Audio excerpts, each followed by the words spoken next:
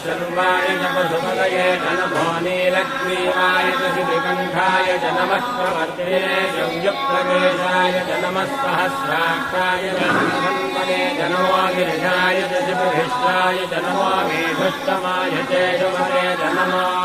ह्रस्वाय च वामनाय च नमो बृहते च वर्षीयते च नमो वृद्धाय च संवृद्धने च नमो अग्र्याय च प्रथमाय च नमः आशवे च जगाय च नमः शीघ्रियाय च शीघ्राय च नमः ऊन्याय च वस्त्रन्याय च नमः स्रोतस्याय च बीजाय च नमो